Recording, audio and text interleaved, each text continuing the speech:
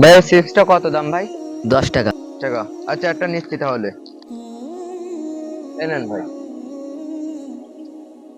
এখানে দেখলাম খানিক লোকজন বসে যাতে এখন নেই, রোজা তো নেই, এখানে বসে খাই তাহলে।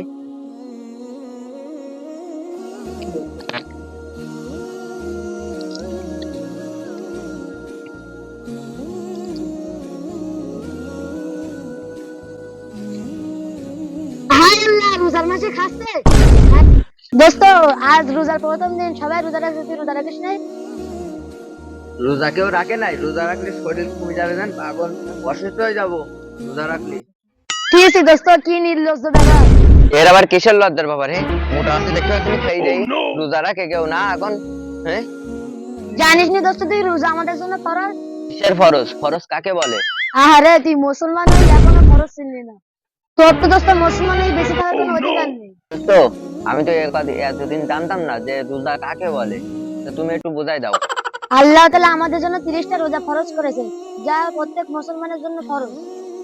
হাই আল্লাহ, সারাটা জীবন কি করলাম রোজা না রেখে, ভুল হয়েছে আল্লাহ, মাফ করে দিও। তো তোমার জন্য আমার ভুলটা বুঝতে পারলাম, তোমাকে অসংখ্য ধন্যবাদ।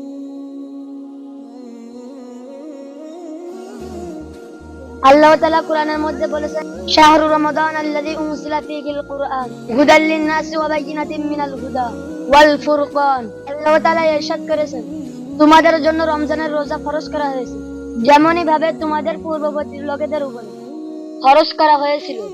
এই আয়াত দ্বারা বোঝা যায় যে আমাদের জন্য রমজানের রোজা রাখা ফরজ। তাই আমাদের সকলের উচিত রমজানের 30টা রোজা রাখা এবং 30টা সেহরি এবং 30টা ইফতারি, 30টা তারাবি আল্লাহ তাআলা আমাদের সকলকে পড়ার তৌফিক দান করুন। আমিন।